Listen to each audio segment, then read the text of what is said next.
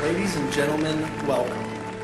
Today is my distinct pleasure to introduce a man who is recognized. The battle of evolution is only one skirmish in a much larger war. Science simply makes no use of the hypothesis of God. Ask yourself, what has intelligent design given us? Nothing. We cannot accept intelligent design as an alternative scientific theory. They will never accept that we have a better argument. They just pester us and they waste our time.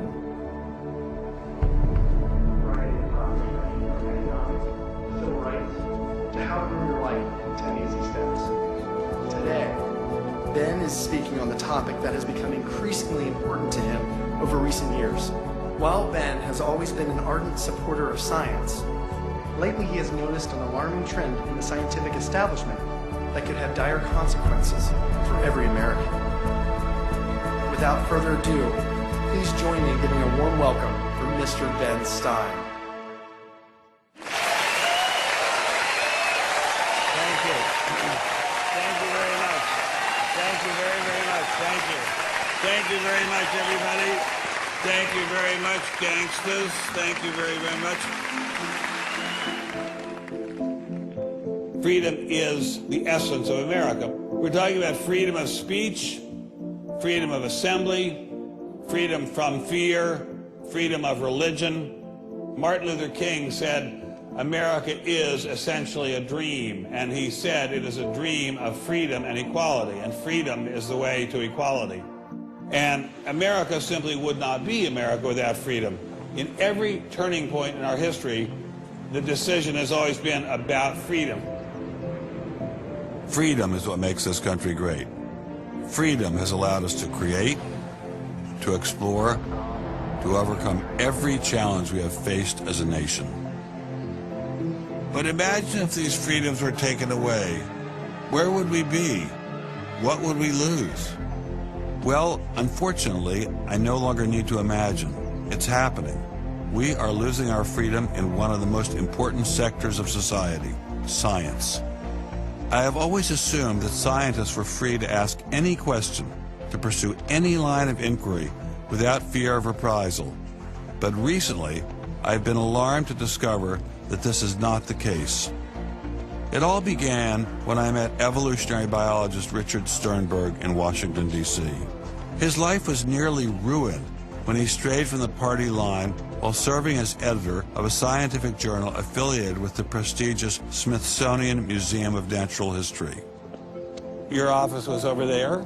That's correct. This here is the West Wing. Directly ahead of us is the West Wing of the Natural History Museum. So now you're not there anymore because you're a bad boy. No, I'm not. No, I was exiled. You're a bad boy. You question the powers that be.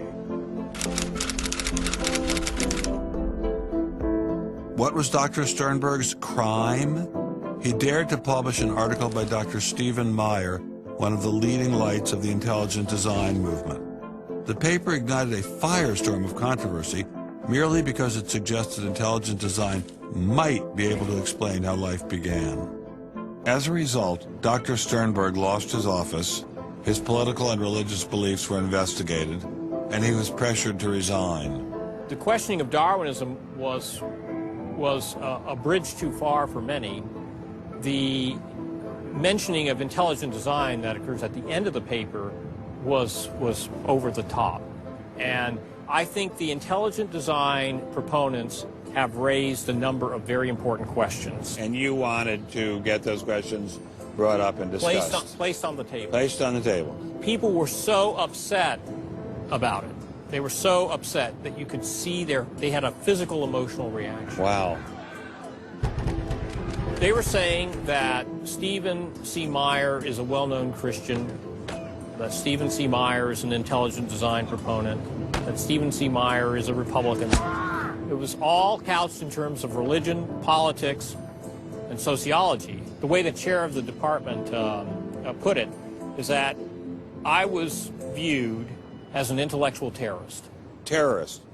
Because of giving the topic of intelligent design some modicum of credibility. What happened to Dr. Sternberg was terrible, but surely it was just an isolated case.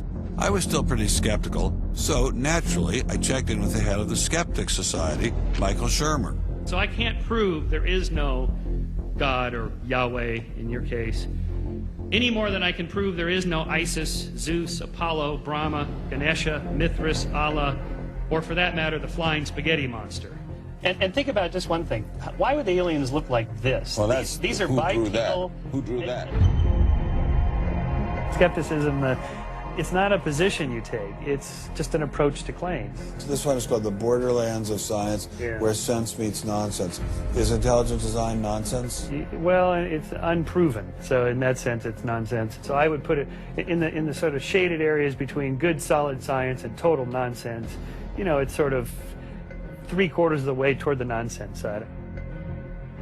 But you think, nevertheless, people should be allowed to speak about it and publish papers about it? They are free to write and publish and be heard in public forums and go to conferences just like everybody else does. Well, what if a person published something, say at the Smithsonian, in favor of intelligent design, and then lost his job over it? And it had been peer-reviewed, and published, and then he lost his job over it anyway. What would happen? What do you think about that situation? I think that particular situation, there was something else going on. What was going on? I don't know. I mean, I don't know, because I don't know. But I think there had to be something. People don't get fired over something like that. You roll up your sleeves, you get to work, you do the research, you get your grants, you get your data, you publish, and you work your butt off, and that's how you get your theories taught. Well, but wait a minute. What if you try and roll up your sleeves and go to work and work your butt off, and they say, well, we're going to fire you if you even mention the word intelligent design? I don't think that's happening. Where is that happening? George Mason University. Throughout its 50-year history, our mission has remained clear: to prepare a diverse population of students to think and to grow in a climate of unbridled academic freedom. After Dr. Caroline Crocker simply mentioned intelligent design in her cell biology class at George Mason University, her promising academic career came to an abrupt end. My supervisor invited me into his office. He said, "I'm going to have to discipline you for teaching creationism." And I said, I mentioned intelligent design on a couple of slides, but I did not teach creationism. He said, "Nonetheless, you have to be disciplined." At the end of the semester, I lost my job. Not only did this well-loved professor lose her job at George Mason, she suddenly found herself blacklisted, unable to find a job anywhere. So whenever I interviewed for a job, I would be offered it, usually on the spot. Since this has happened, and since people can Google my name, I'm finding that when I send my credentials, I do get interviews, I get many interviews, but I never get offered a job. I don't tell them about my science sin. I was only trying to teach what the university stands for, which is academic freedom. There's nothing to be learned in neurosurgery by assuming an accidental origin for the parts of the brain that we work on. It wasn't just biologists who were feeling the Darwinist wrath. When neurosurgeon Michael Egnor wrote an essay to high school students saying doctors didn't need to study evolution in order to practice medicine, the Darwinists were quick to try and exterminate this new threat. A lot of people on a lot of blogs called me unprintable names that were printed. There are a lot of very, very nasty comments. Other people suggested that people call the university I work at and suggested perhaps it's time for me to retire. I realized when I kind of went public with my doubts about the adequacy of Darwin's theory that I would encounter criticism. What has amazed me is the viciousness and the sort of baseness of it. I'm an old guy. I have tenure. I'm academically safe. But the young people and what is happening to them in America right now because of this scientism gulag is really terrible. Apparently, Professor Marks was not as safe as he thought. A few months after this interview, Baylor University shut down his research website and forced him to return grant money once they discovered a link between his work and intelligent design. In order to attract grants, you have to market yourself. So you put up sites and call yourself labs and groups and things like that in order to get visibility. And in my entire experience in academia, I never went to any superior and asked them any permission to put up any of these labs. So the fact that this was singled out, let alone shut down, is jaw-dropping. It's astonishing. I have never been treated like this in my about 30 years in academia. Shut up, you freak! I say shut up! It's a man! If you peel back the onion, I think that there's no doubt that the center of this is my work in what some would call intelligent design. People really get emotional about this. Whenever you say intelligent design in a room of academics, them's fighting words. Creationists. Astronomer Guillermo Gonzalez found himself in a fierce shootout with Iowa State University following the publication of his book, arguing that the universe is intelligently designed.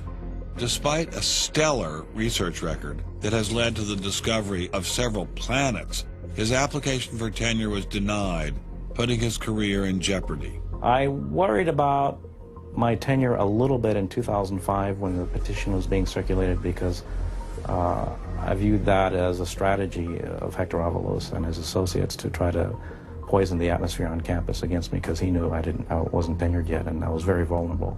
I have little doubt that I would have tenure now if I hadn't done any professional work on intelligent design. Dr. Gonzalez had this advice for scientists who might be thinking about following his example. If they value their careers, they should keep quiet about their intelligent design views. We know there are times and places to be quiet, and other times and places when we can make noise if we want to. Will you show us? Of course. Boys and girls, how would you like to show some of the ways we know of being quiet? It's the kind of thing where you just learn to keep your mouth shut. In addition to those scientists who were willing to appear on camera, we encountered many more who didn't dare show their face for fear of losing their jobs. You use an intelligent design perspective to get the research done, but you're not allowed to talk about it in public. And so there is definitely incentive, if you think about it, for people to remain within the mainstream. You know, what's he up to? What is he thinking? Is he one of them? That kind of thing. If I write intelligent design, they hear creationism. They hear religious right. They hear theocracy. So it appears Mr. Shermer, the self-styled skeptic, was wrong on this one. Intelligent design was being suppressed in a systematic and ruthless fashion. But maybe intelligent design should be suppressed. I didn't like what was happening to these scientists, but on the other hand, we don't want our kids being taught that the Earth is flat or that the Holocaust never happened. It was time to ask the scientific establishment what was so bad about intelligent design. Intelligent design people are not genuine scientists. Intelligent design is a racket. It's just propaganda. The only intelligent thing about it is to have got people to call it that. It's really very stupid as well. Everybody knows science education in America is appalling. What we don't need at this time is intelligent design in the classrooms. To present intelligent design stunts their educational growth. It stunts their intellectual growth. But what I don't understand is how these animals could have been on Earth millions of years before man. And the Bible says the whole Earth was created in only 6 days. It wasn't just the educational aspects of intelligent design that had scientists concerned. Many suspected the movement masked a much larger agenda. Intelligent design is a set of excuses to squeeze creationism into the classrooms. Get intelligent design in the schools today, and we can have school prayers tomorrow. Any other complaints? Can you imagine anything more boring? The boredom attached to ID is supreme. It is so boring that I can't even bother to think about it much anymore. It's just utterly boring. Love is in the air, everywhere I look around. Love is in the air, every sight and every sound. Love was in the air, all right, but none of it was directed toward intelligent design. There seemed to be a lot to hate about ID, and nearly all of that hatred was focused on one place. The people from the Discovery Institute, the people who are doing the intelligent design, they're all varnish and no product. The Discovery Institute is a propaganda mill. It's an institution designed to suck in money from religious investors and turn it into a sanitized, somewhat secular version of the creation story to get it into the schools. If they have a way of understanding nature that's superior to the one that we all are making lots of discoveries using, great. Bring it on.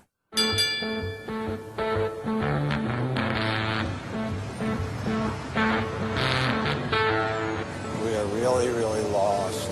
I think it's on 3rd. I think it's on 3rd. I think it's down there. I have no idea where this place is.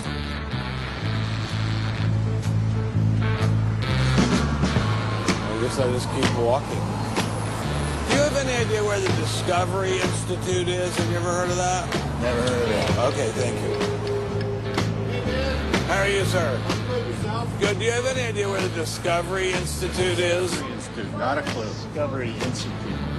Thank you. It's very kind of you to offer. Welcome to Seattle. Thank you, sir. It's got to be this whole building. Yes, where is the Discovery Institute, please? Discovery Institute on the 8th floor, suite 808. Okay, very good. Aha! Success at last. Aha! We found you. Are you Bruce Chapman? I am. How are you? I'm Ben Stein. Very kind of you to have me here. I'm delighted to meet you. Can I look around and see your office? Absolutely. Do you just have this floor, or do you have several other floors as well? No, this is it. This is it? We've made an awful lot of trouble for being in such a small office. I thought it was going to be like the Pentagon. We're like the little boy that said the emperor has no clothes. And he didn't have a big organization either. When you go around and raise funds, your people are not saying to you, by the way, we're going to get all these scientists out of the classroom and put Christ back in the classroom. Well, I don't know that Christ has ever been in the science classroom. This is not a religious argument. This is something that people, we have fellows who are Jewish or agnostic or various other things. There are people, there are Muslim scientists, there are people of all kinds of backgrounds who agree that Darwin's theory has failed. And so why would you bring religion into it? You don't need religion. This is a red herring, and people who don't have an argument are reduced to throwing sand in your eyes. Well, if the Discovery Institute could get its wish about this subject, what would your wish be? Well, on this subject, as on others, we'd like people to be able to have a robust dialogue and even a debate where the evidence, the best evidence, in this case, the best scientific evidence is made available to people. Well, surely no one questions there should be a debate. Oh, yes, they do. They do? They say the debate has been settled. Well, that the issue's when settled. was the debate settled? Ben, I'd like you to talk to the scientists. You don't want to get your science from me. Mr. Chapman claimed ID had nothing to do with religion. So why was my first stop Biola University, formerly known as the Bible Institute of Los Angeles? Your own personal Jesus. Someone to hear your prayers, someone who cares. Footnote in the history of science, Your inference in own Stonehenge was caused by intelligence. personal Jesus. Remarkably stable in terms of all the knowledge. Someone to hear your prayers, someone who's there.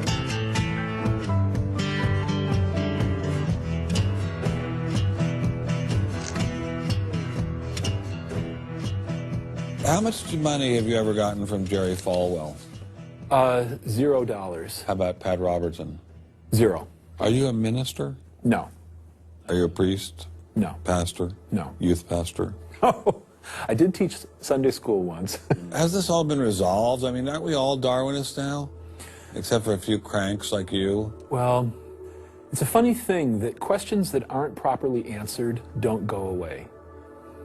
This question is loaded with all kinds of political baggage, but one-on-one at a scientific meeting after the third or fourth beer, my experience has been that many evolutionary biologists will say, yeah, this theory's got a lot of problems. So you mean to tell me that there really is a debate among scientists about whether or not evolution occurred?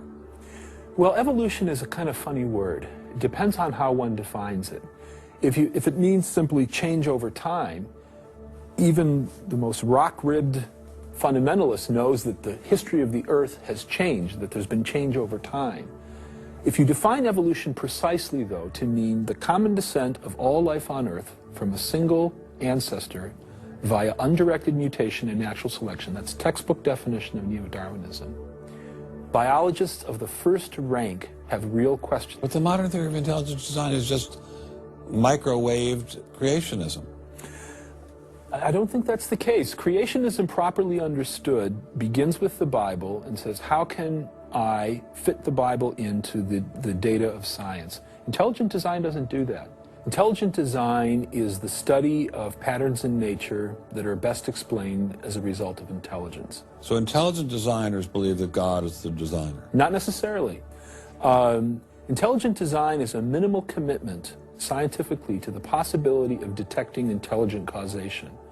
Dr. Nelson didn't sound like a crazy person, but I still suspected ID was nothing but reheated creationism. My next stop didn't seem like it was going to alleviate those fears. I didn't crawl out of the ocean, I didn't come from no monkey. Science tends to forget evolution's just a theory. They present it in the textbooks and on animal TV. Like it's fact, but tell me, were you there 12 million BC?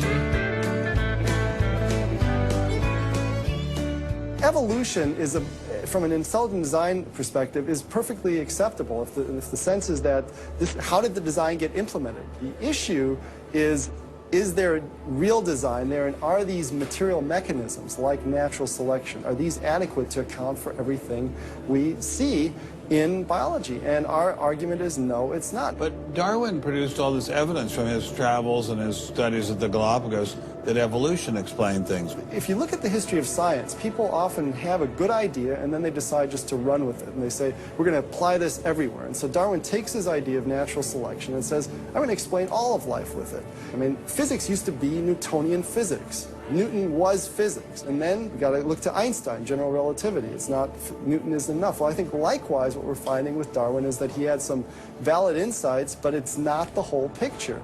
Okay, Darwinism may not be the complete picture, but what made these guys think they had the missing pieces?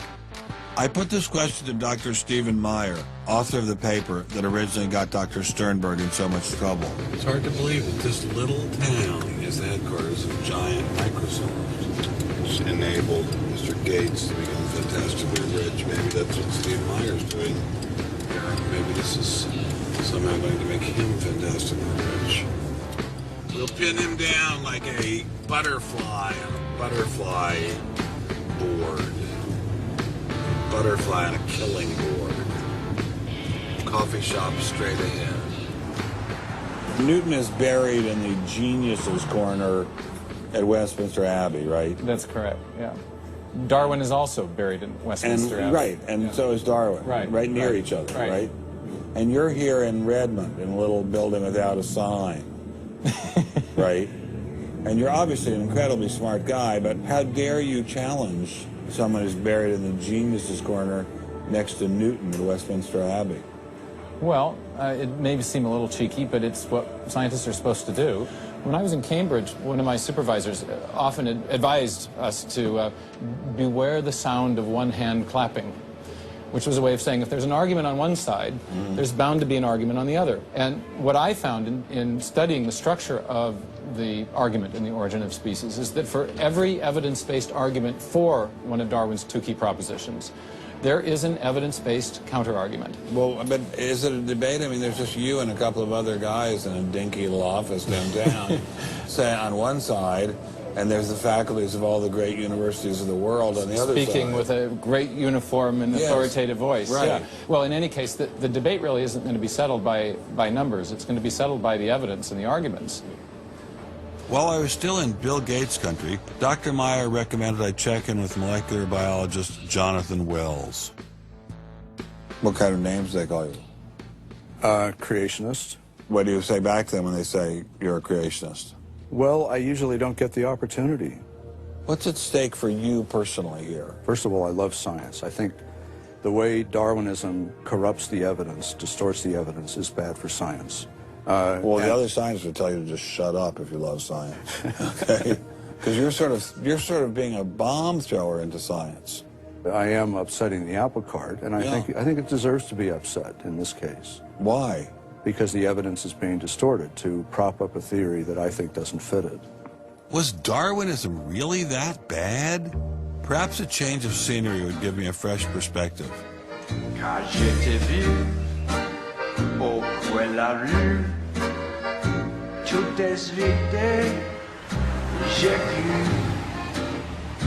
que tous les deux, sous le ciel bleu, nous serions très heureux.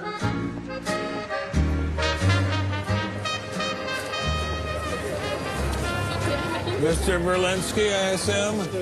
How are you, sir? So where are you from originally? I was born in New York. Yes. Spent 31 years in Manhattan. Yes. And I spent a lot of time in California, too. And tell me all the various universities where you studied or taught. No, I was at Princeton, then I had a professorship at Stanford, and then I left Stanford, and I taught at Rutgers. I left Rutgers, and I taught at the City College in New York. I left the City College in New York. I taught at the Baruch College. I taught at San Jose. What did you teach at Baruch College? Anything they wanted. Come on in. Thank you, monsieur. What an old building. Wow. It's the oldest in Paris. You're kidding. Merci, monsieur. Ah, je vous en prie, monsieur. Merci. Wow, this is fabulous. Let's put it this way. Before you can ask, is Darwinian theory correct or not, you have to ask the preliminary question, is it clear enough so that it could be correct? That's a very different question. One of my prevailing doctrines about Darwinian theory is, man, that thing is just a mess. It's like looking into a room full of smoke. Nothing in the theory is precisely, clearly, carefully defined or delineated. It lacks all of the rigor one expects from mathematical physics, and mathematical physics lacks all of the rigor one expects from mathematics. So we're talking about a gradual descent down the level of intelligibility until we reach evolutionary biology.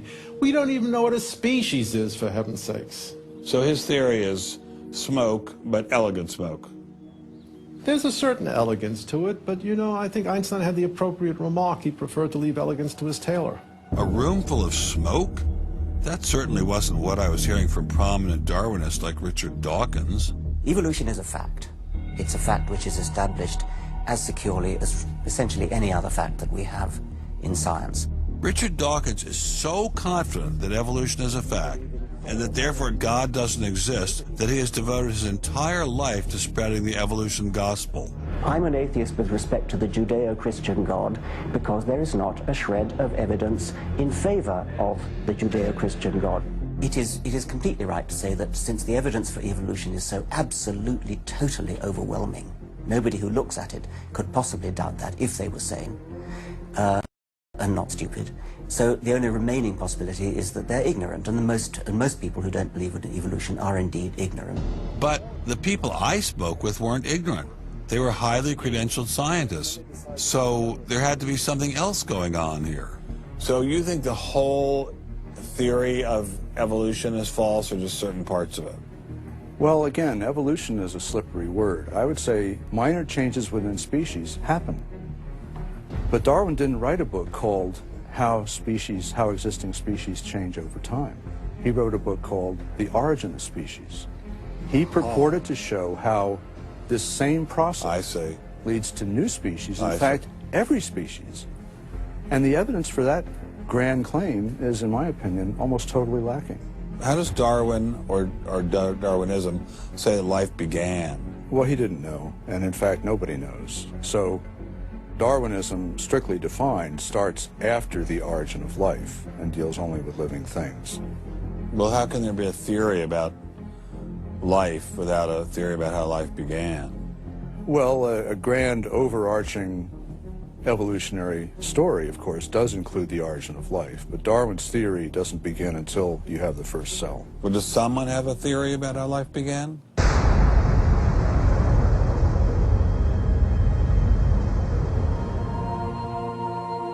This is the story of a small planet in space called Earth.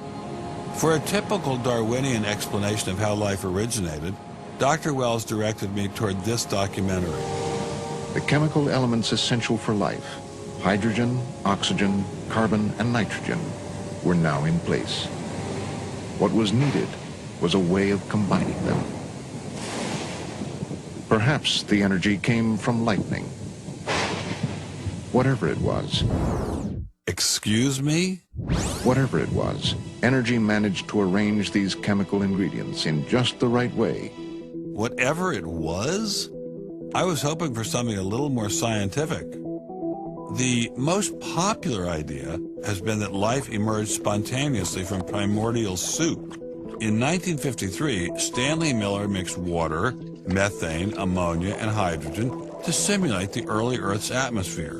Then he ran electricity through it in an attempt to jumpstart life. It's alive! It's alive! It didn't work.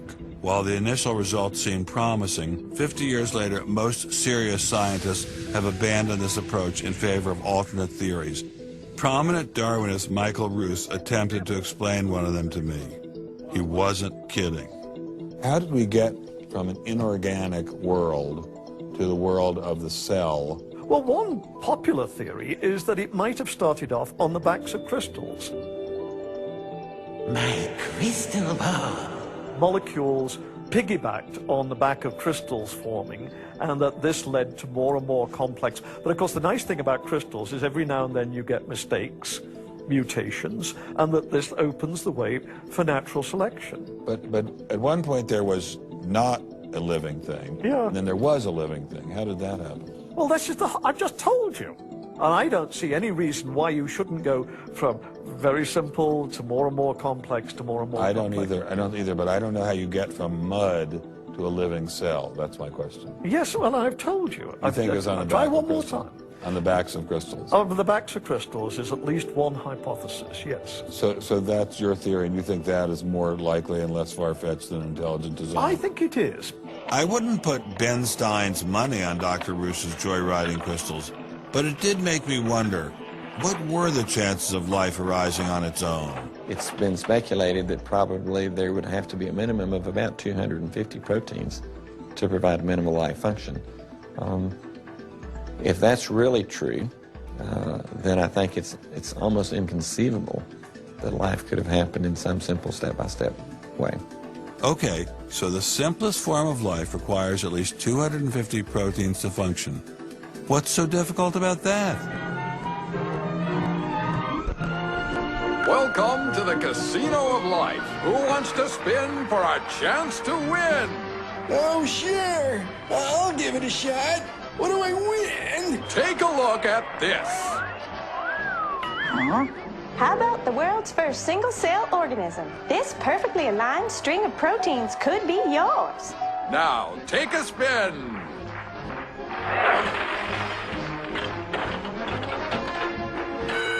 I won. Tina, tell him how many times he needs to do that to win the prize. 250. That's right, folks, and all in the correct order. But that's impossible. We've heard that before, haven't we, Richard? Come on, Mother Nature, do your thing. You stupid machine! I hate you!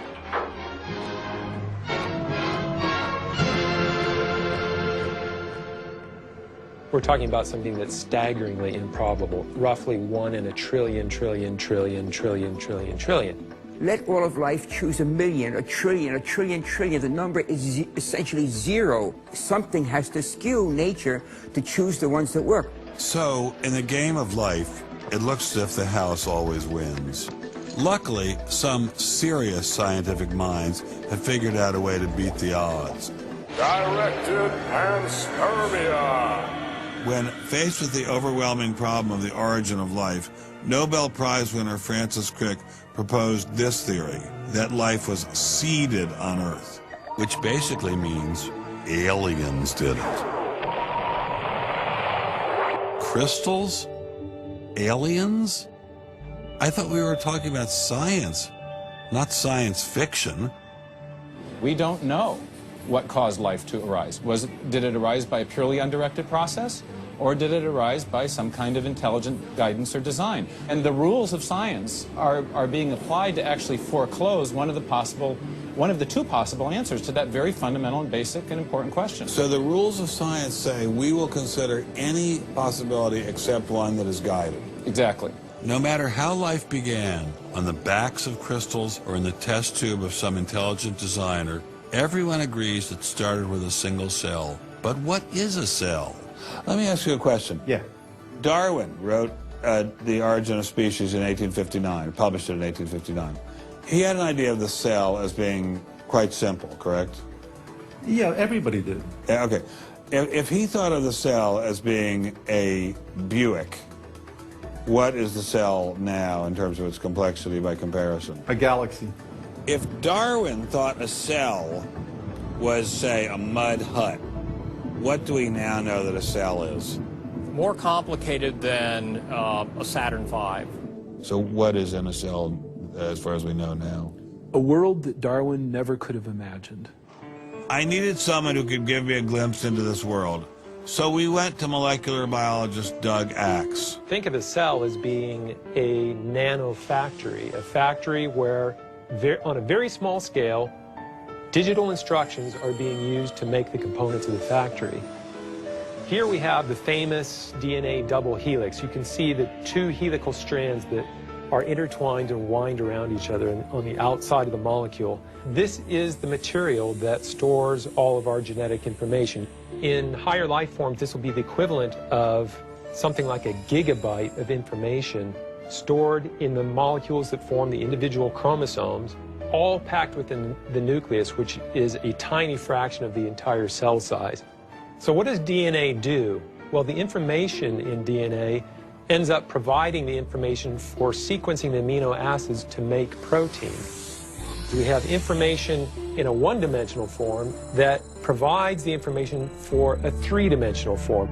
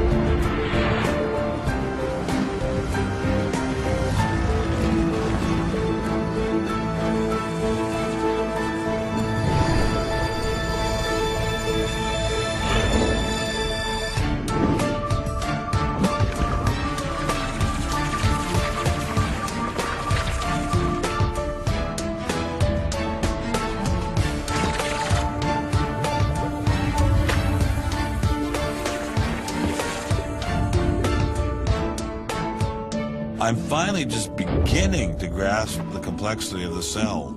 Are there systems within the cell that go well beyond Darwinian evolution? Some type of cellular technology that drives adaptation, replication, quality control, and repair? What if these new mechanisms have massive design implications? Well, I say, so be it. The cell really is like nothing we've ever seen in the physical world. That's got to be firmly grasped. That's not something we can just say, oh, well, it's just a little bit more of the same old, same old. It's not the same old, same old. We are finding is that there's information that's in the cell that cannot be accounted for in terms of these undirected material causes. So there's, it has to be. And so there's some other, so there has to be an information source. So one of the key questions faced by modern biology is, where do you get information from? Well, Darwin assumed that the increase in information comes from natural selection. But natural selection reduces genetic information, and we know this from all the genetic population studies that we have. And where does the new genetic information going to come from? Well, that's the big question. So when we find information in the DNA molecule, the most likely explanation is that it too had an intelligent source. I mean, we need engineering principles to understand these systems, okay? I mean, it's only because of our advancements in nanotechnology that we can even begin to appreciate these systems. But using intelligent design didn't seem to stop the scientists I spoke with, so why all the controversy? Suppose we find, simply as a matter of fact, that our scientific inquiries point in one direction. Which is that there is an intelligent creator. Why should we eliminate that from discussion? Streng verboten? How come? Why? Streng verboten. Very good. What does streng verboten mean? Strongly forbidden. Strongly forbidden. You've got two possible hypotheses. You've got a wall through the middle of through your brain, in effect, through your thinking. You say, well, you can't consider anything on this side of the wall. Only hypotheses on this side of the wall are permissible for consideration. What about academic freedom? I mean, can't we just talk about this? Their reply is that science is not a democratic process. Oh, really? And that there is a consensus view. But wait a minute, we are to subscribe to the wait a second, but view. Darwin challenged the consensus view, and that's how we got Darwinism. If Darwin wanted to challenge the consensus today, how would he do it?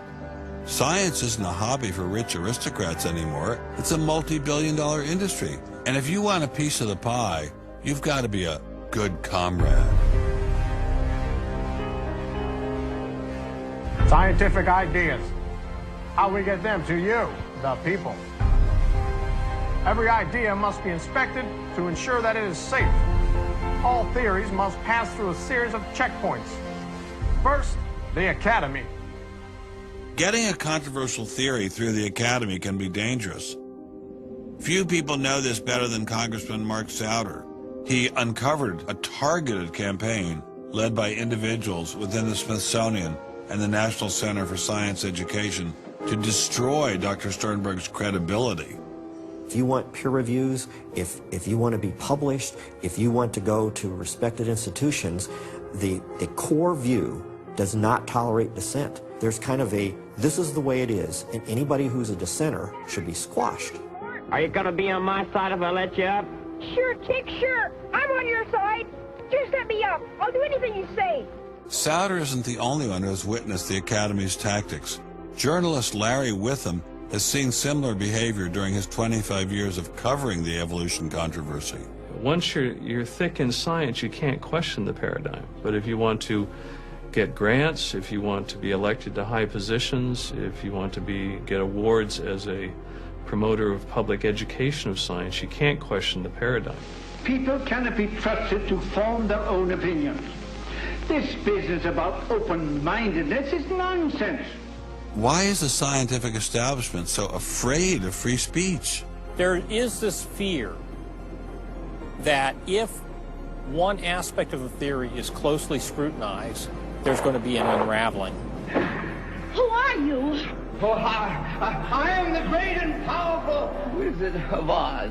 I interviewed dozens and dozens of scientists, and when they're amongst each other or talking to a journalist who they trust, they'll speak about, it's incredibly complex, or molecular biology is in a crisis. But publicly, they can't say that. keeping a keen eye on the Academy, our various watchdog organizations. Listen to Eugenie Scott of the National Center for Science Education. The NCSE has been at the heart of virtually every evolution controversy over the past 25 years, vigorously defending the Darwinian gospel. We have had a lot of business, unfortunately, at NCSE in the last few years, because virtually every state in which science education standards has come up for consideration has had a big fight about the coverage of evolution in them.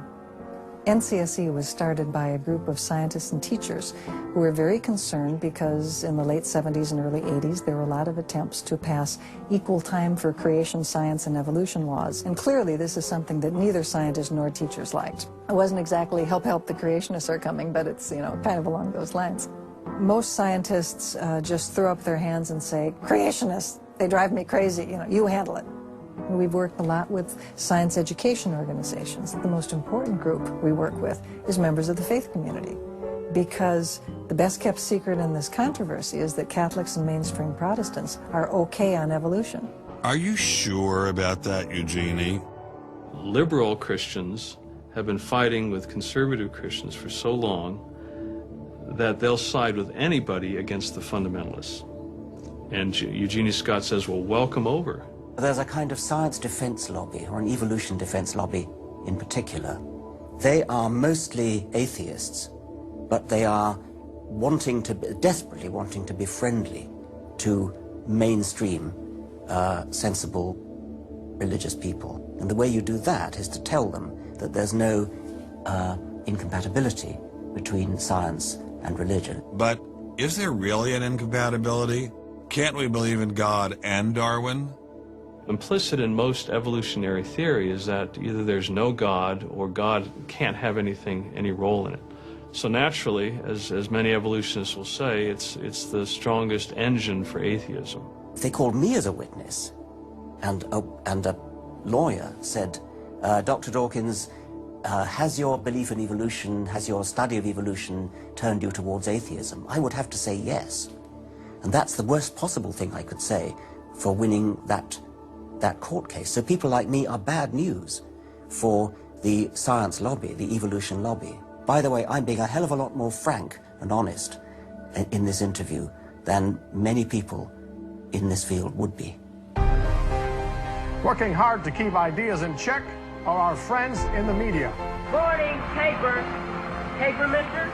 The tendency of the media is to side with the establishment because they inherently agree with the establishment. Eugenie Scott, my understanding is that there is not a single peer-reviewed article out there that supports intelligent design. Am I wrong? You are not wrong. You are correct.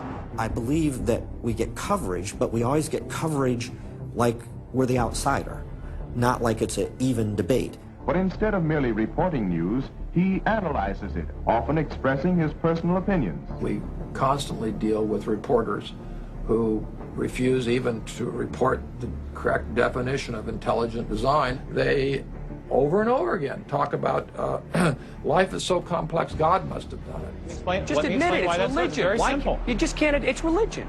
It's a wanton distortion of our position. Study desk.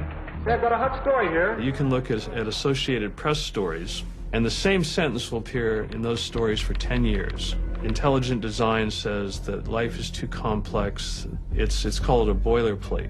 And the reporter never reports anymore or gets any new ways to say it, so the public understanding never advances. But what happens if a reporter decides to take a more balanced approach to intelligent design? There might be remarkable pressure on that reporter not to side against the evolutionists. I thought I told you to kill that story. Few reporters have learned this better than author and journalist Pamela Winnick. When she refused to take sides in an article she wrote about intelligent design, the Darwinists found a new favorite target. Number one, I wasn't Christian, I was Jewish. Number two, I wasn't religious. Number three, I was not taking a position in favor of creationism. I was writing about intelligent design, and it didn't matter. After I wrote that one piece, everything I wrote on the subject was scrutinized. There were hate letters coming into the newspaper. If you give any credence to it whatsoever, which means just writing about it, you are just finished as a journalist. Other journalists we spoke with told similar stories, but didn't dare appear on camera. And now, the presses are ready to roll. When all other checkpoints fail, there is always the courts.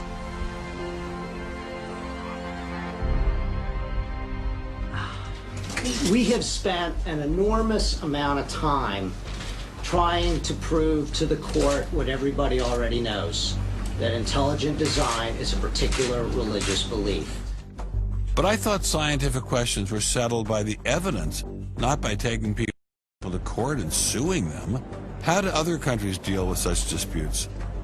Dr. Marcy Giertuk, a population geneticist who now represents Poland in the European Parliament, was able to shed some light on this topic. The censorship of teaching criticism of evolution is and always was much stronger in, say, in your country, in the United States, than it ever was in Poland. Why? Why would the censorship... That is because you have a political correctness in your country. These issues are brought to court, and the court says what you can and what you cannot teach. We want to know what you teach, what books you use, how you teach it. We never had that sort of way of deciding scientific issues in Poland. We never had the courts involved. So you are saying that as far as the teaching of science is concerned, Poland is freer academically than the United States? I think in this particular issue of evolution, I think this is true. But how effective are the courts in deciding such matters? What about the general idea that intelligent design is doomed as a result of several recent legal setbacks? I think court cases don't decide anything. I mean, if you look at the Scopes trial, who won that trial?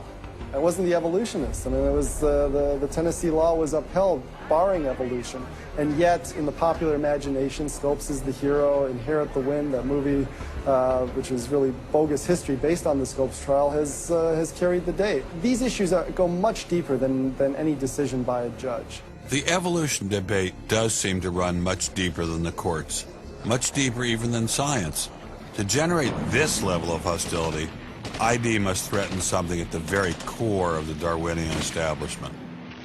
The entire globe is today the site of a momentous conflict. It is the challenge of ideas.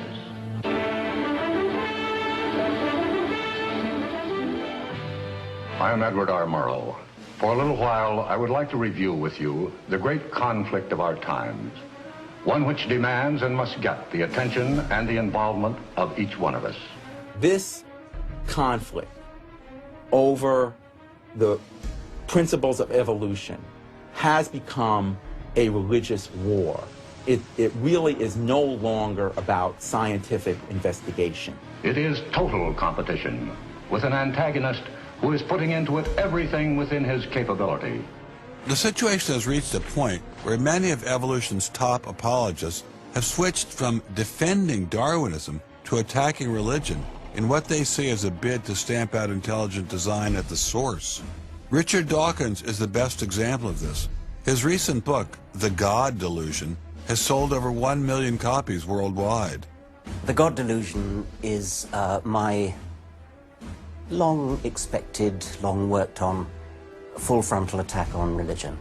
To me, science is about trying to explain existence, and religion is about trying to explain existence. It's just that religion gets the wrong answer. But is Dawkins correct? Are science and religion really at war? For an appraisal of this continuing and protracted conflict, we can go to a reporter who has watched the growing conflict with the perception of a trained military observer. Oxford professor Alistair McGrath, author of The Dawkins Delusion, seemed like the ideal person to answer my question. Richard Dawkins has a charming and very, I think, interesting view of the relationship between science and religion. They're at war with each other, and in the end, one's got to win, and it's going to be science. It's a very naive view. It's based on a complete historical misrepresentation of the way science and religion have interacted. Dawkins seems to think that a scientific description is an anti-religious argument. Describing how something happens scientifically somehow explains it away. It doesn't. But the questions of purpose, intentionality, the question why still remain there on the table. And I think it was just a catastrophic mistake to have someone like Dawkins address himself to profound issues of theology, the existence of God, the nature of life. He hasn't committed himself to disciplined study in any relevant area of inquiry. He's a crummy philosopher. He doesn't have the rudimentary skills to meticulously assess his own arguments. Genius guy, though. Very smart guy. A little bit of a reptile, but a very smart guy. The opposing point of view in this conflict rests on a fundamentally different vision of man. If you have two distinguished scientists, and in fact you can range many more on each side, as you know, saying exactly opposite things, that's telling me that the conflict is not between science and belief in God. Otherwise, you'd expect all scientists to be atheists. But it's a worldview conflict. It's between scientists who have different worldviews. You've got two competing explanations of the evidence. One says design, one says undirected processes. Both of them have larger philosophical or religious or anti-religious implications. So you can't say that one of those two theories is scientific and the other is unscientific simply because they have implications. Both have implications. People who tell you, for example, that science tells you all you need to know about the world, or that science tells you that religion is all wrong, or science tells you there is no God, those people aren't telling you scientific things. They are saying metaphysical things, and they have to defend their positions for metaphysical reasons. What is being presented to the public is, first comes the science, and then comes the worldview. I would want to argue that that may not be the case, that it may actually be the other way around, that the worldview comes first and is influencing the interpretation of science. My deep regret is some people are so deeply entrenched in their own worldviews that they will simply not countenance alternatives. I'm actually a person of the left. I'm not even a particularly religious person. I think of myself as kind of humanist. And I think it's sending a very bad message to religious people who are interested in science, that in some sense, in order to do science credibly, they have to leave their religious beliefs at the door. The founders of early modern science, Sir Isaac Newton, Robert Boyle, Johannes Kepler, Galileo, most of these early scientists all not only believed in God, but they thought their belief in God actually made it easier to do science. You can be religiously motivated and you can do good science. And they have more often gone together than not gone together. Admitting our biases is the best way towards rational discussion, which I would welcome. Rational debate is a nice thought, but it's nearly impossible in the current climate. I'd seen the chilling effect that this unquestioning devotion to Darwinism has had on science, but were there other consequences?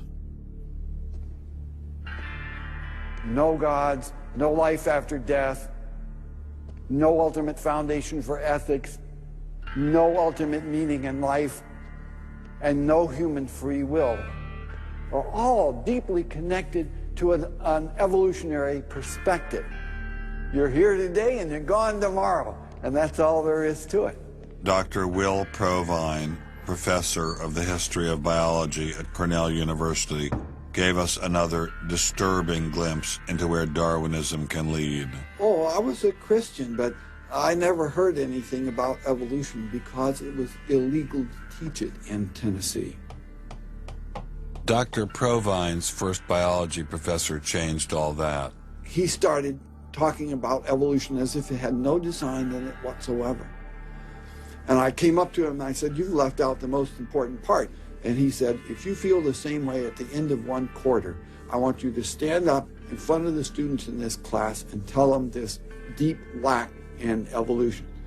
And I read that book so carefully, and I could find no sign of there being any design whatsoever in evolution.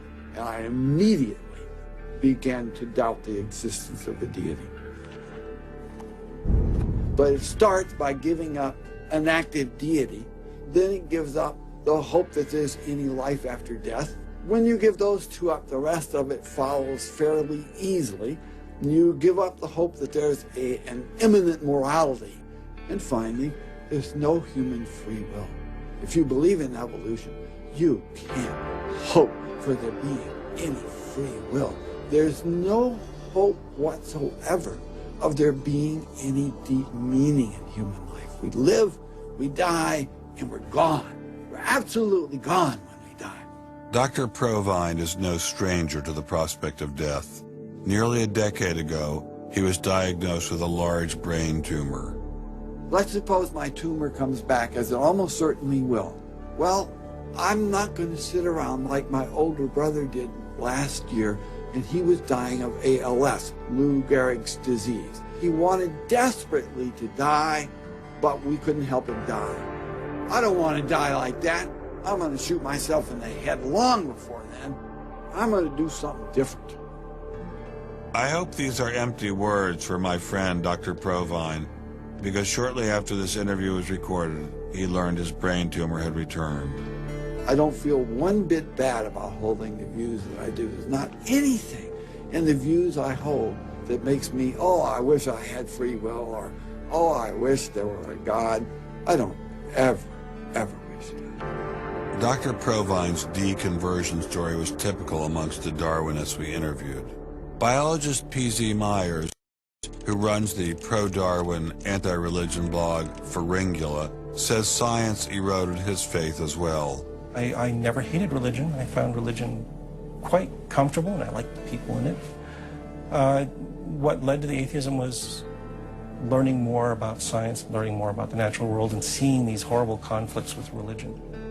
And it was then, when I discovered evolution, when I discovered Darwinism, that I realized there's this magnificently elegant, stunningly elegant explanation, which I didn't quite understand to begin with. When I did understand it, then that finally killed off my remaining religious faith. After hearing these stories, I was not surprised to discover that most evolutionary biologists share Professor Dawkins' views. It appears Darwinism does lead to atheism, despite what Eugenie Scott would have us believe. And if you separate out the ethical message from religion, what have you got left? You got a bunch of fairy tales, right? I think that God is about as unlikely as fairies, angels, hobgoblins, etc. Religion, I mean, it's just fantasy, basically. It's completely empty of any explanatory content. And it's evil as well. Half the people in this country think that drugs is what you have to regulate to make us safer, and half the people think guns. That's what you got to regulate to make us safer. But I always think if you're going to regulate one thing that has the most potential to cause death and destruction, religion. You got to start with religion, and Religion is an idea that gives some people comfort, and we don't want to take it away from them. It's like knitting. People like to knit. You know, we're not going to take their knitting needles away. We're not going to take away their churches. But what we have to do is get it to a place where religion is treated at the level it should be treated. That is something fun that people get together and do on the weekend, and really doesn't affect their life as much as it has been so far. So, what would the world look like if Dr. Myers got his wish? Greater science literacy, which is going to lead to the erosion of religion. And then we'll get this nice positive feedback mechanism going, where as religion slowly fades away, we get more and more science to replace it. And that will displace more and more religion, which will allow more and more science in. And we'll eventually get to that point where religion has taken that appropriate place as a side dish rather than the main course. But will eradicating religion really lead to a modern utopia? Let me try to imagine that, and let's let history be our guide.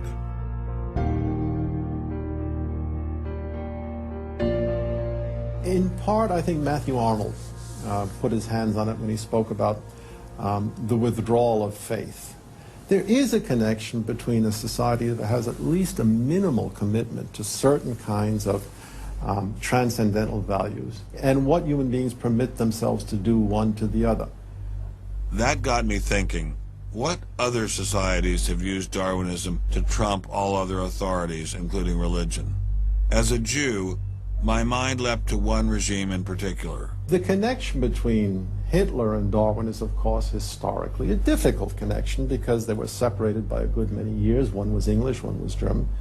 Nonetheless, if you open Mein Kampf and read it, especially if you can read it in German, The correspondence between Darwinian ideas and Nazi ideas just leaps from the page. Of course, you have to add every historical caution. Not everyone who read Darwin became a Nazi. Obviously not. No one is making that case. Darwinism is not a sufficient condition for a phenomenon like Nazism, but I think it's certainly a necessary one. This was a connection I had to explore personally.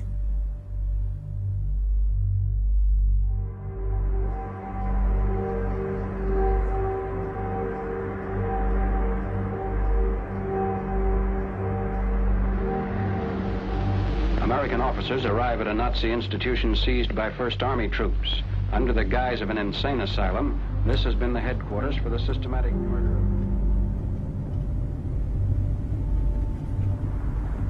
So what is this place? During the Second World War, 15,000 people were killed here.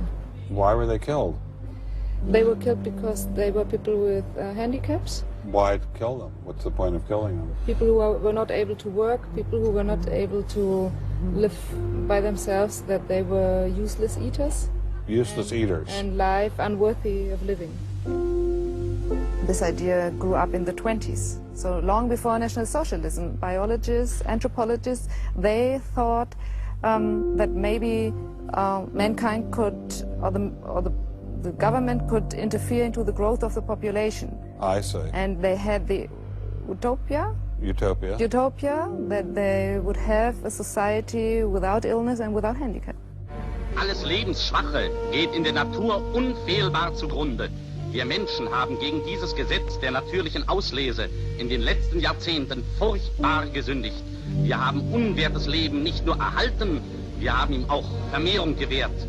Die Nachkommen dieser Kranken sahen so aus, die tiefer stehen als jedes Tier. So this was a Darwinian concept? Yes. And also a Malthusian concept, very much Malthusian. Malthusian? Thomas Malthus, who said that there was a shortage of resources, English philosopher, so there was a shortage. Yes, but the Nazis, they relied on Darwin. They relied on Darwin? Yes, Darwin and German scientists. Patients were led down this hallway to Nazi doctors who decided who would live and who would die. They were accompanied by 15 nurses. Nurses, yes. Nurses, male and female nurses. So nurses were helping lead them to their doom. Yes.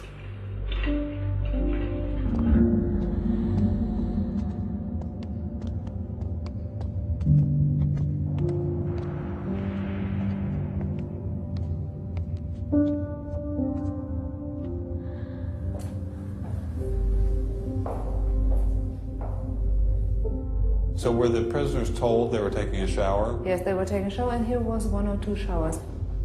So how many people were brought into this room? 60 to 70.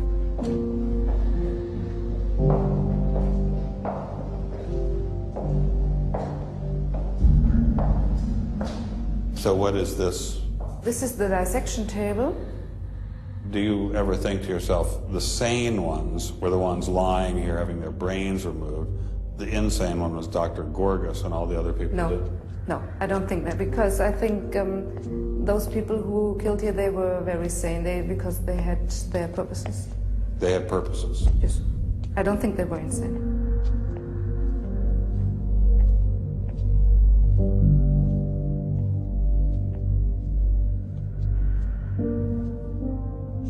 They had 2 crematory ovens. I see. And they killed about 70 people. A day? So a day, so they had... That's barely enough time. And they only killed from Monday to Friday. So... Because the people who were doing the killing needed to have the weekend off.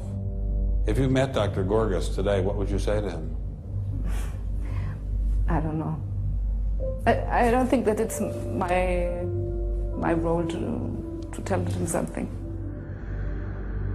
It's difficult to describe how it felt to walk through such a haunting place, to know that these cold stone and tile walls were the last things the victims of Hadamar ever saw.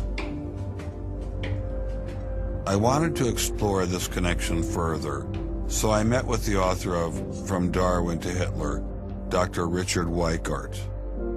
Hitler and many of the physicians that carried out this program were very fanatical Darwinists, and particularly they wanted to apply Darwinism to society. Was wir uns unter der deutschen Jugend der Zukunft wünschen, ist etwas anderes, als was die Vergangenheit sich gewünscht hat. Wir müssen einen neuen Menschen lernen,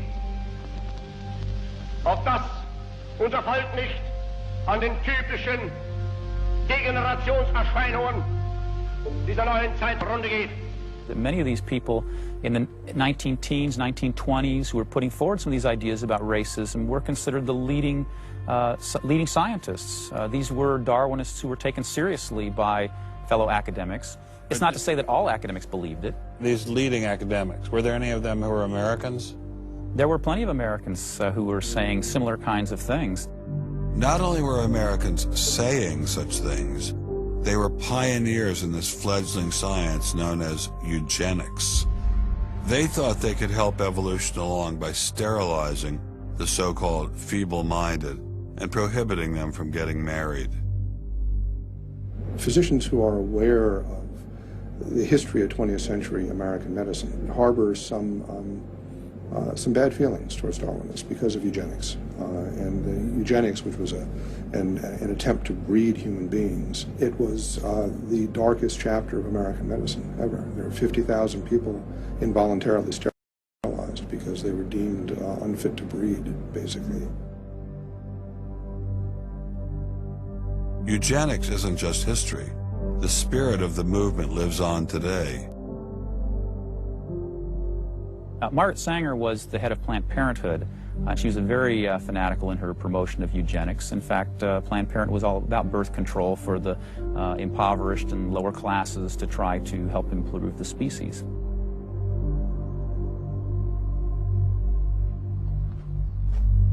From Hadamar, I traveled with Dr. Weikart to Dachau, where the Nazis applied the ideas of eugenics on a massive mechanistic scale.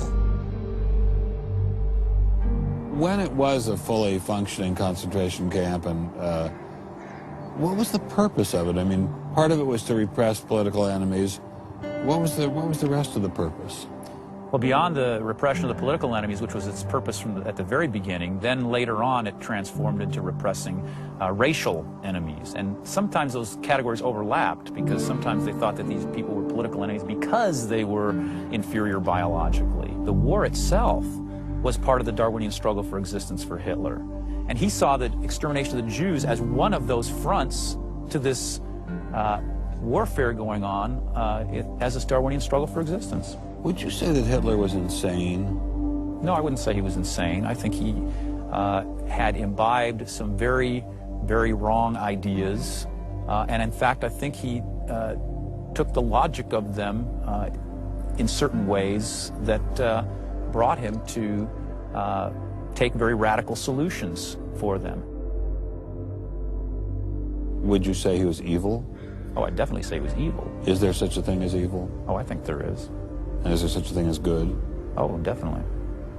And evil can sometimes be rationalized as science. Oh, sure. And evil can sometimes be rationalized. When it's rationalized as science, and I think when it's rationalized in this particular way in particular, I think Hitler thought he was doing good. He thought he was doing good? Oh, I think so. He thought he was benefiting. He thought he was benefiting humanity by driving evolution forward and creating a better humanity.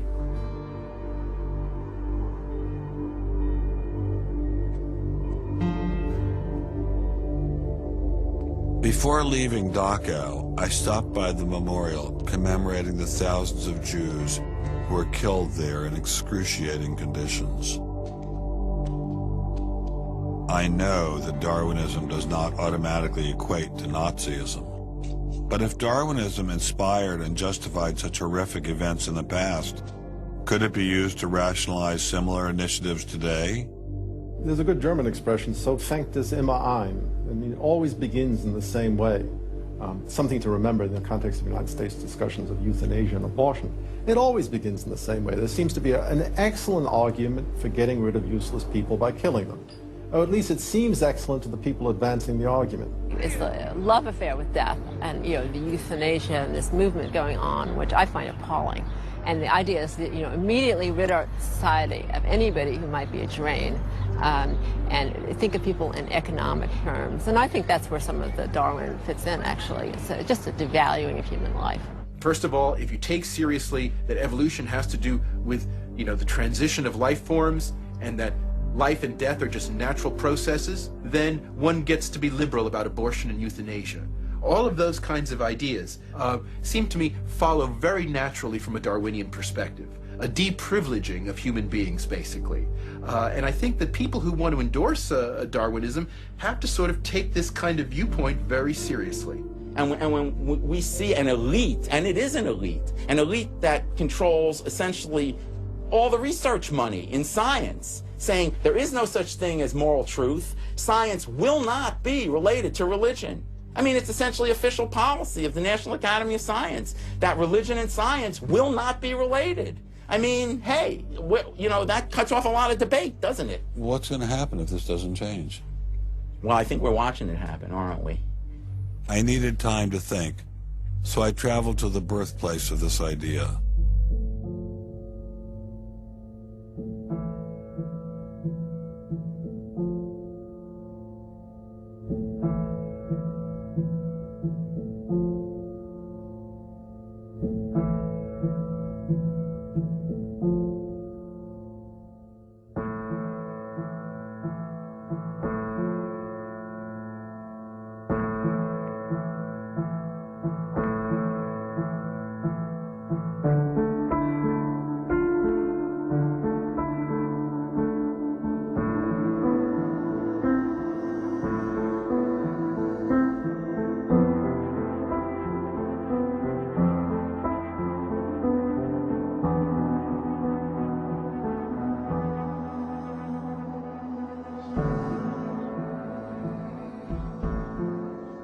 With savages, the weak in body or mind are soon eliminated.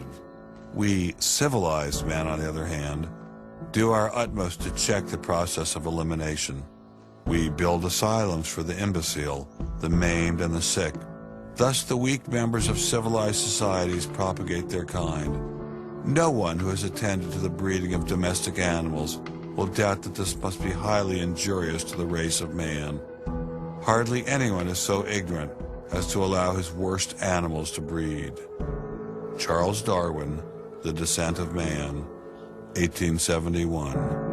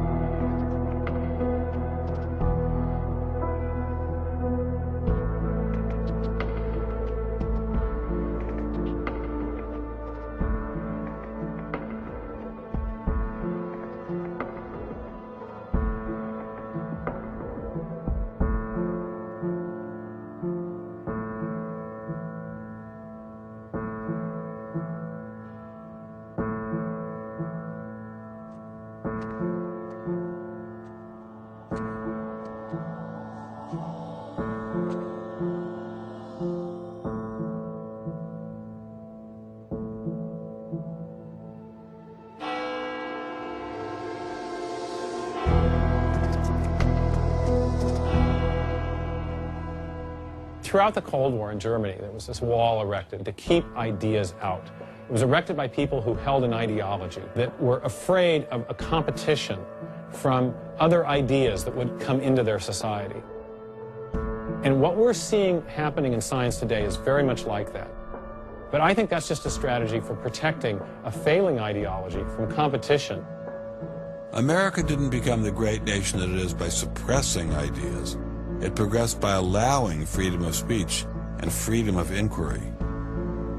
Thomas Jefferson got it right when he wrote, "We hold these truths to be self-evident, that all men are created equal, that they are endowed by their Creator with certain unalienable rights, that among these are life, liberty, and the pursuit of happiness." Hundreds of thousands of Americans have given their lives to protect these values, but now they're under threat once again. It wasn't just scientists who were being expelled. It was freedom itself, the very foundation of the American dream, the very foundation of America.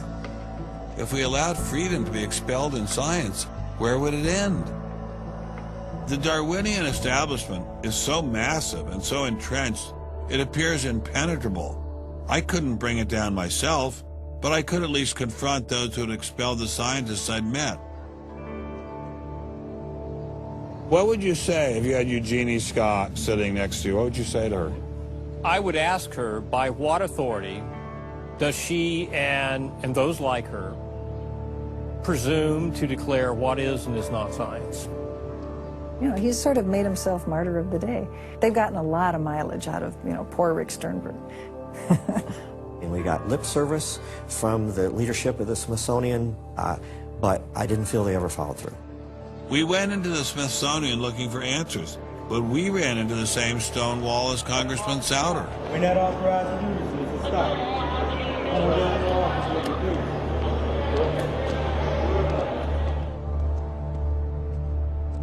He said, nonetheless, you have to be disciplined, and I lost my job. We did get an interview with a spokesman from George Mason, but it was impossible to knock him off his script. Her contract was not renewed. It was simply not renewing her contract, which she's satisfied. Her contract was not renewed, had nothing to do with the controversy of that topic of intelligent design. I have never been treated like this in my about 30 years in academia. We received a similar reception at Baylor University. They refused to admit that what had happened to Dr. Marks had anything to do with ID. Certainly the conversations I've had, this has not, the intelligent design situation has not been the thrust of the conversation. It's a procedural issue, and that's the way we dealt with it. Funny, that's not how Dean Kelly put things in his original email to Dr. Marks.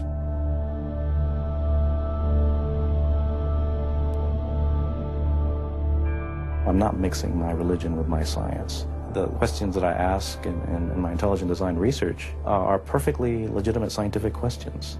At least the top guns at Iowa State were willing to own up to their actions. What we wanted to stop is the use of the name of ISU to validate intelligent design elsewhere. And we did succeed. I really think a lot of Guillermo. He's a great guy. So, I mean, that's why I'm kind of disappointed, all right, that he should have just left this alone. So, in my opinion, should have just left it alone. Dr. Hauptmann elaborated further on his great regard for Gonzalez. This is quoting an email from you to Mr. Avalos. You say, "Sometimes it is just best to ignore idiots," in reference to Guillermo. And then the religious nutcases should be challenged at every opportunity. Yeah, because, for example, you... in that case, I'm thinking more of, say, the creationist crowd who claims that God put all the animals on an ark and that's it. All right? That's where all of our animals came from today. That's crazy. Okay? You shouldn't be insulting even children with that kind of thing. So these are the idiots, all right? They've always been around. They've always been around. Going after the perpetrators in each of these cases wasn't getting me anywhere. So I reconnected with Dr. Berlinski and Dr. Schroeder to see if they had any advice.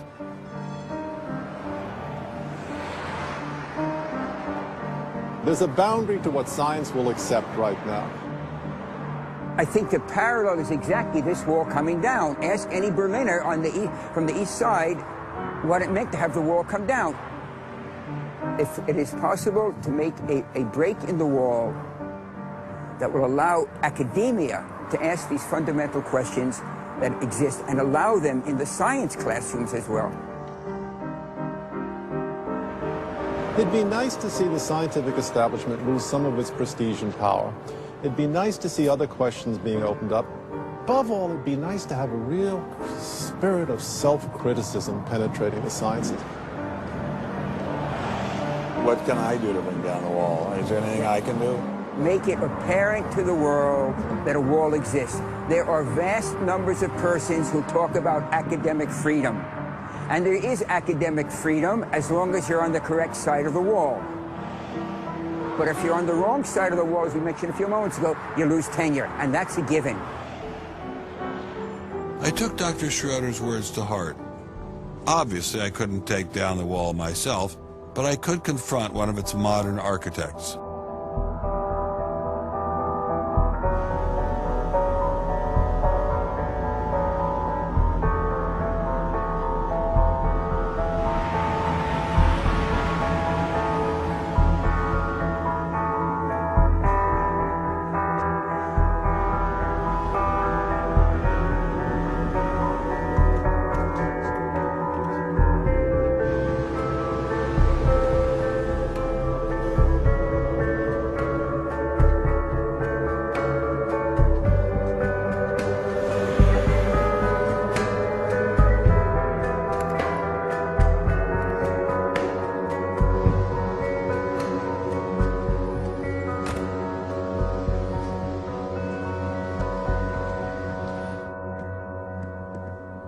Hello, Professor Dawkins. How are you? I'm Ben Stein. I'm so sorry to keep you waiting. How are you? Fine, thank you. You have written that God is a psychotic delinquent invented by mad, deluded people. No, I didn't say quite that. I said something rather better than that. Oh, well, please tell us what you said. Please tell us what you said. Well, I would have to read it from the book. No, please. The God of the Old Testament is arguably the most unpleasant character in all fiction. Jealous and proud of it, a petty, unjust, unforgiving control freak, a vindictive, bloodthirsty ethnic cleanser, a misogynistic, homophobic, racist, infanticidal, genocidal, filicidal, pestilential, megalomaniacal, sadomasochistic, capriciously malevolent bully. So that's what you think of God? Yeah. How about if people believed in a God of infinite lovingness and kindness and forgiveness and generosity, sort of like the modern day God? Why spoil it for them? Why not just let them have their fun and enjoy it? I mean, I don't want to spoil anything for anybody. I write a book, people can read it if they want to. I believe that it is a liberating thing to free yourself from primitive superstition. So religion is a primitive superstition? I think it is, yes. So you believe it's liberating to tell people that there is no God? I think a lot of people, when they give up God, feel a great sense of release and freedom. Why do you think that? I mean, what's your dad? What's your scientist? What's your dad? I think, well, I've had a lot of letters saying that, and I've... There are 8 billion people in the world, Dr. Dawkins. How many letters have you had? No, I haven't done that. That's quite true. Professor Dawkins seemed so convinced that God doesn't exist that I wondered if he would be willing to put a number on it.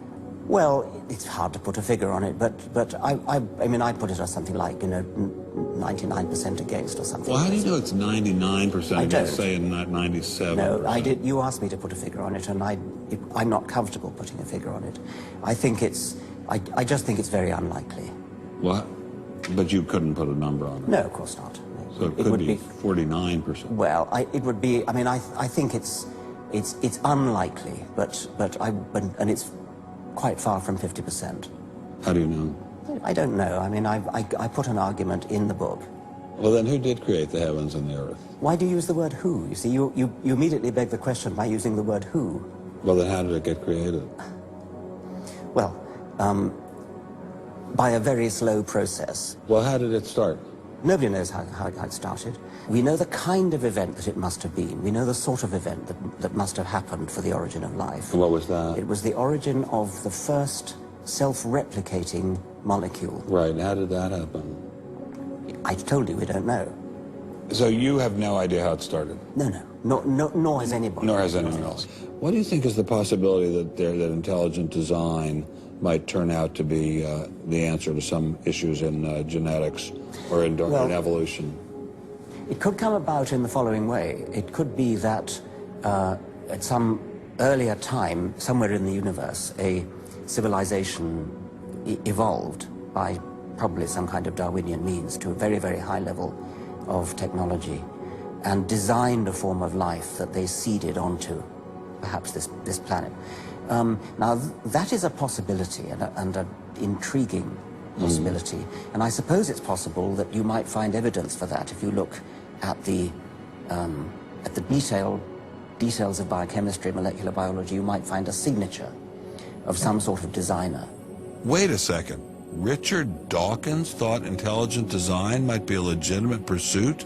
And that designer could well be a higher intelligence from elsewhere in the universe. Well, but that higher intelligence would itself have had to have come about by some explicable or ultimately explicable process. It couldn't have just jumped into existence spontaneously. That's the point. So Professor Dawkins was not against intelligent design, just certain types of designers, such as God. So the Hebrew God, the God of the Old Testament, he doesn't exist in your view? Certainly. I mean, that would be a very unpleasant prospect. And the Holy Trinity of the New Testament, nothing like that. Do you believe in any of the Hindu gods? Like Vishnu? How can you ask such a question? You don't, right? How could I?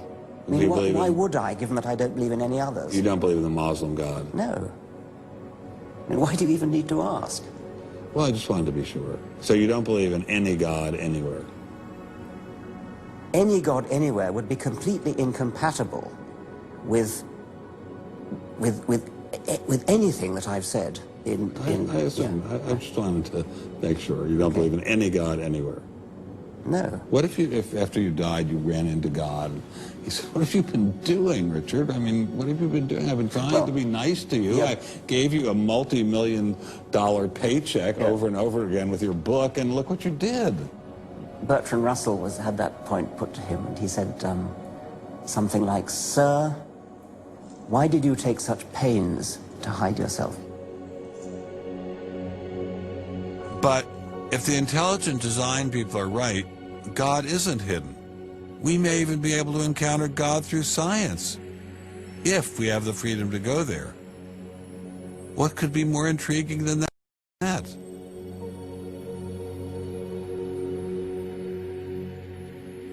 We take freedom for granted here in the United States.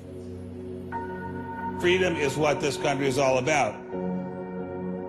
And a huge part of freedom is freedom of inquiry. But now, I'm sorry to say, freedom of inquiry in science is being suppressed. Behind me stands a wall that encircles the free sectors of this city, part of a vast system of barriers. There are people out there who want to keep science in a little box where it can't possibly touch a higher power, cannot possibly touch God. Those barriers cut across Germany in a gash of barbed wire, concrete, dog runs, and guard towers.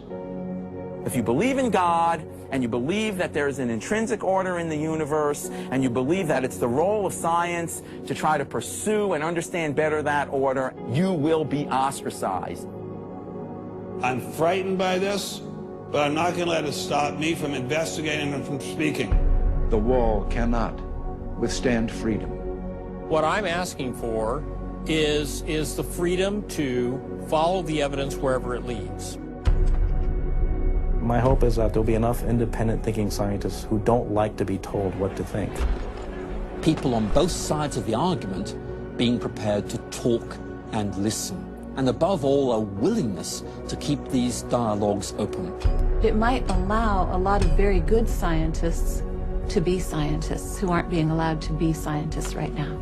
I don't care what they end up as being. I don't care if they end up being religious, a young earth creationist. If they have thought their way through the issues and get there, I'm all for them. And why do I think we're going to win in this struggle? Because truth crushed to earth will rise again.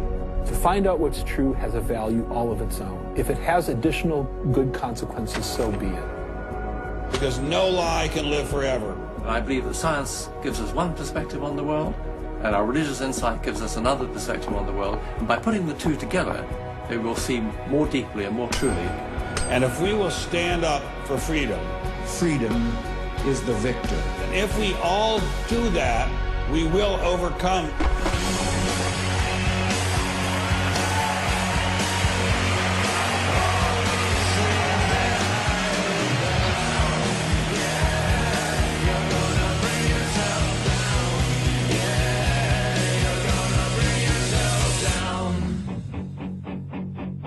I've taken a first step by speaking out on this issue. But if the wall is to come down, we all have to do our part. Some of you will pay a heavy price for speaking out. You may even lose your job. I guarantee you'll get hate email. But if you don't get involved, will anyone be left to carry on this struggle? Anyone? Anyone?